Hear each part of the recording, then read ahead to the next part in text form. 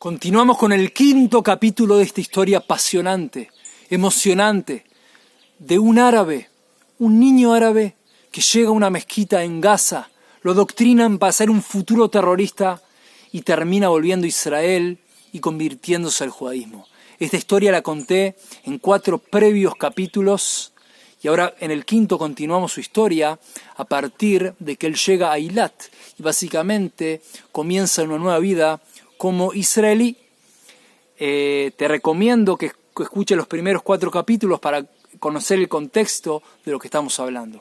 A grandes rasgos, él llega a Eilat, luego que judíos, sin preguntarle si era árabe o no era árabe, lo ayudan y como que lo adoptan y lo ayudan a salir adelante. Y él comienza a trabajar y consiguió trabajo y todo muy bien, gracias a Dios.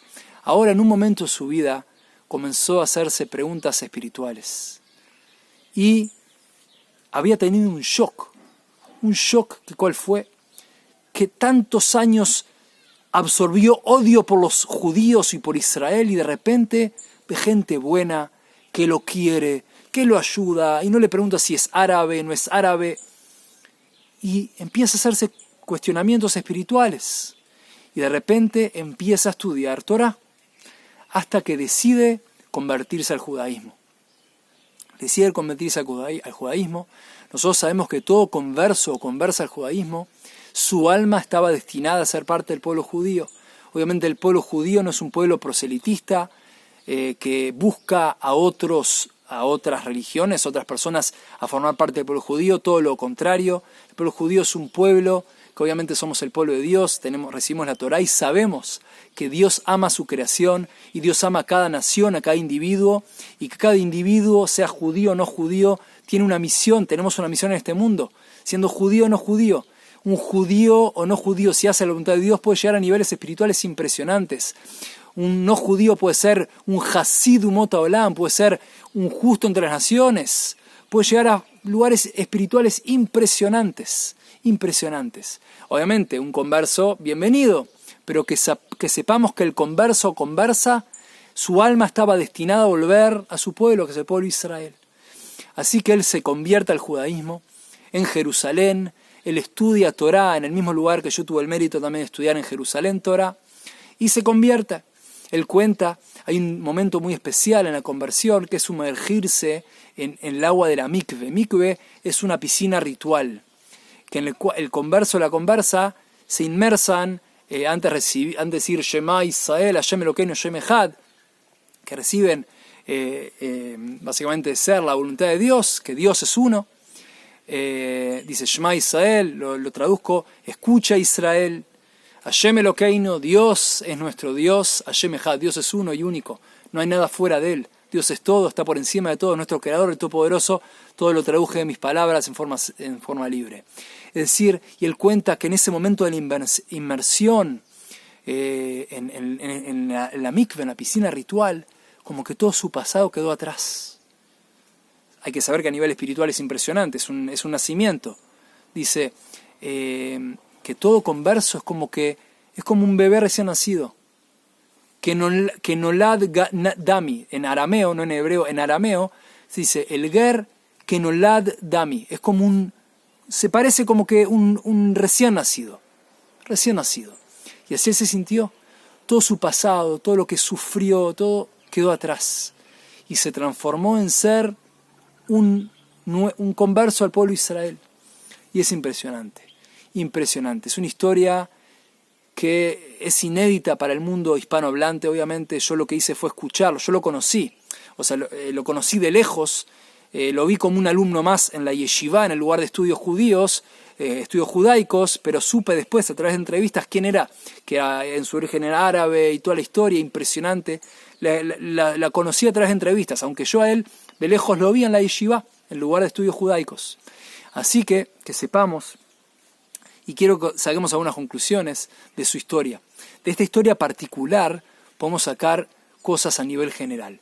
Primero, él cuenta una conclusión que él saca, que en toda su etapa de árabe había como una exaltación por la muerte y una anulación por la vida. Pero por contrario a esto, lo que le decían a los terroristas o a los niños, incluso él en donde nació, que el objetivo, ¿qué les dicen a los terroristas? Que cuando sean terroristas y mueran en el nombre de lo que ellos llaman Dios, Allah, lo que ellos llaman Dios, que totalmente le dan a Dios una interpretación opuesta a la realidad. Ellos ven a Dios como una fuerza vengativa, de odio, de fuerza, el más fuerte es el que gobierna.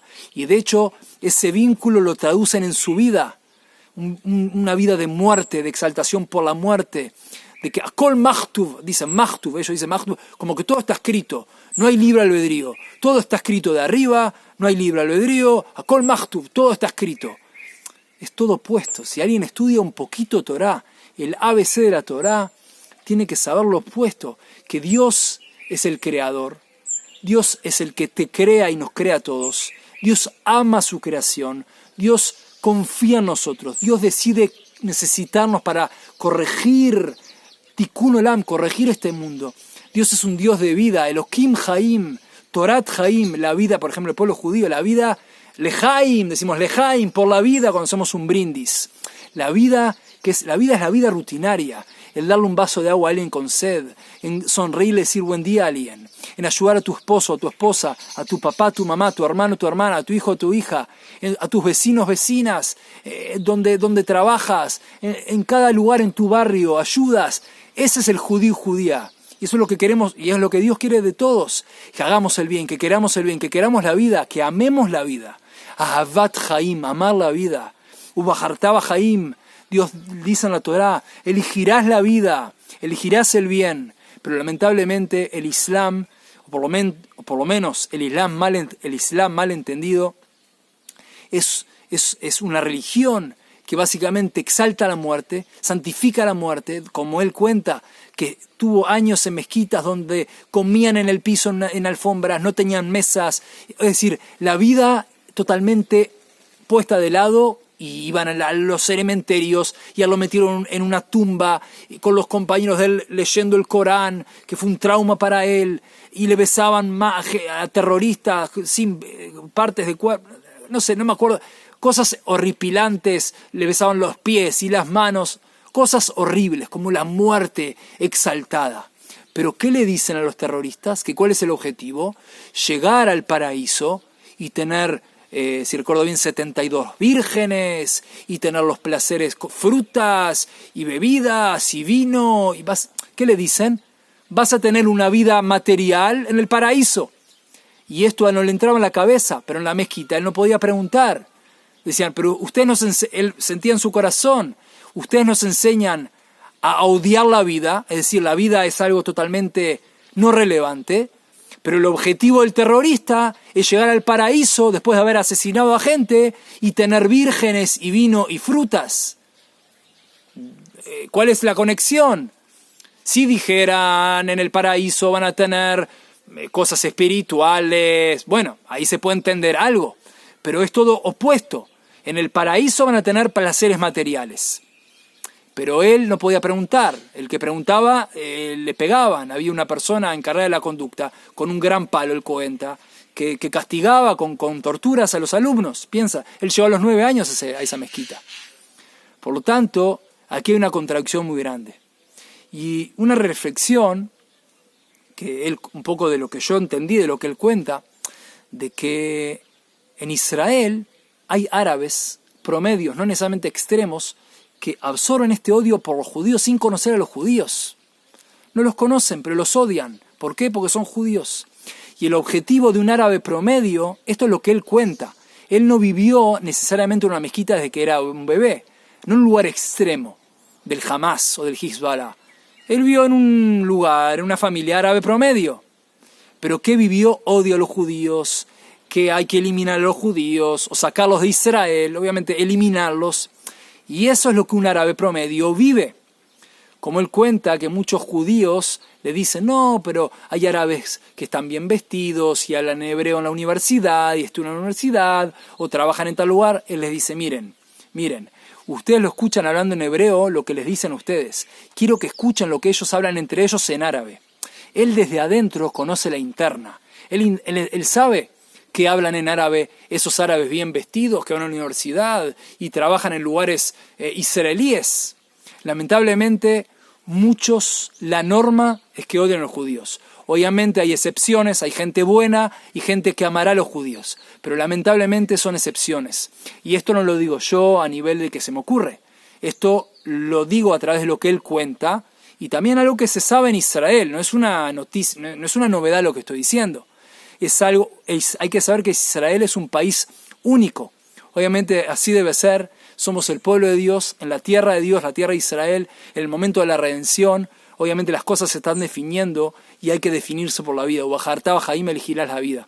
Aquí cada persona y cada nación tiene la oportunidad y te invito a elegir la vida, a elegir Israel, a elegir el Estado de Israel, a elegir por el bien del Estado de Israel, por la victoria de Israel, que es una victoria, es una guerra entre el bien y el mal, entre la luz contra la oscuridad.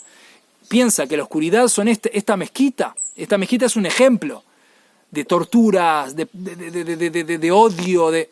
Y nosotros, ¿por qué luchamos? Por el bien mundial, porque haya paz en el mundo. Queremos corregir el mundo, tikkun olam, corregir este mundo, que es hacer la voluntad de Dios en este mundo y casi todas las naciones. Ese es el gran objetivo de todo judío y judía. Y queremos ser luz para las naciones. Y que todos elijamos el bien, elijamos hacer la voluntad de Dios con alegría y buen corazón si Dios quiere. Así que, cuando hablamos de, por ejemplo, la lucha, ¿quiénes son los soldados israelíes? Son mis vecinos. Son mis vecinos. Son los soldados israelíes que van a Gaza. Son gente, familia, maestros, plomeros, actores, contadores, abogados, maestros. De lo que se te ocurra, esos son los soldados israelíes. ¿Por qué? Porque luchan para cuidar a su gente, para cuidar al mundo, traer luz al mundo. Ese es el gran objetivo. ¿Qué quieren los islamistas extremistas, terroristas? Ellos quieren, básicamente, que el mundo sea islámico como ellos creen. Ese es el gran objetivo. Por lo tanto, estamos en una guerra mundial a nivel de ideas, no a nivel de armas necesariamente, sí a nivel de ideas. El objetivo de ellos es eliminar a todo hereje que va en contra de sus opiniones. Por lo tanto, si tú no eres islámico, o incluso si tú eres islámico, pero no sigues sus principios extremos, eres un hereje a sus ojos, por lo tanto, estás en su lista negra a ser eliminado, más tarde o más temprano. Por lo tanto, que sepamos que esta es una lucha por la paz mundial, por el bien mundial, porque la luz le gana a la oscuridad, y que tengamos todos el mérito de elegir el bien, y que todos unánimemente digamos: